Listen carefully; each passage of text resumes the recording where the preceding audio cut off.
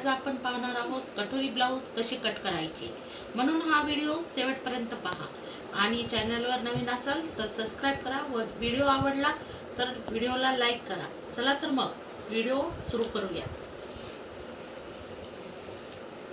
पूर्ण लांबी 14, छाती रुंदी 10, गळा रुंदी 2, लांबी 7, शोल्डर 3, मोंडा 5.5। तर मग कटोरी काढायची असेल तर मी अगोदरच तयार करून ठेवलेला हा कटोरी आणि साइड पीस, ही साइड पीस असं ठेवून ह्याचा मेजरमेंट घेता येतो। ही साइड पीस आणि ही 20 इंचाची छातीचा मोज झाल्यानंतर 7.5 इंचाची कटोरी लागते। त्या हिशोबाने हे दोन्ही साइड पीस आणि कटोरी व्यवस्थित आहे। हा पाठीमागच्या हिश्श्याचा ह्याच्यावर मेजरमेंट घेता येतं। तर मग आपण हे कट करून घेऊया।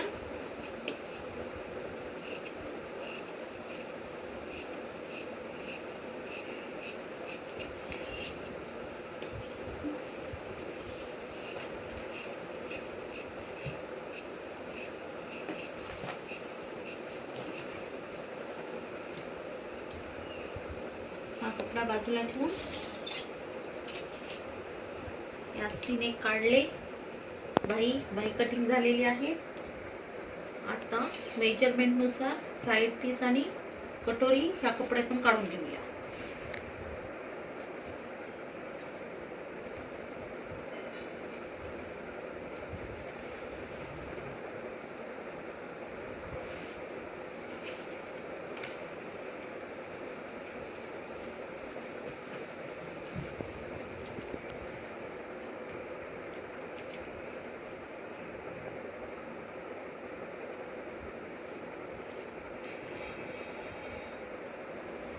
मोज 14, 15, 16 इंच लांबी ज्यांच्या ब्लाऊजची असेल त्याचा अगोदरच काढून ठेवलेला आहे।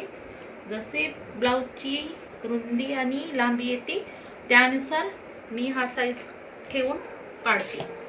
त्याचप्रमाणे तुम्ही पण अगोदरच हे सर्व काढून ठेवल्यानंतर कट करण्यासाठी सोपं जातं। प्रत्येक वेळेस ब्लाऊज मोजून त्याची साइड पीस आणि कटोरी कट करण्यामध्ये वेळ जात नाही। ही झाली साइड पीस। या कपड्यामध्ये कटोरीचा साइज साचा क्रॉस मध्ये ठेवून क्रॉस युरोप जे तुम्ही म्हणत असाल त्या पद्धतीने ठेवून मेजरमेंट घेण्यासाठी खूप सोपं आहे।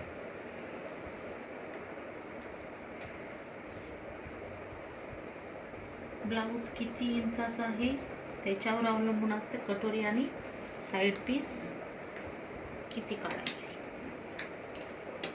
हे कटोरीचा भाग झाला तयार।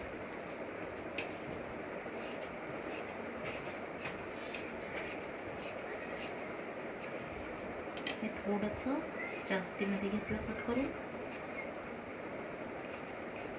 कटोरीचा भाग उरलेल्या कपड्यामध्ये क्रॉस पट्टी आणि गळापट्टी।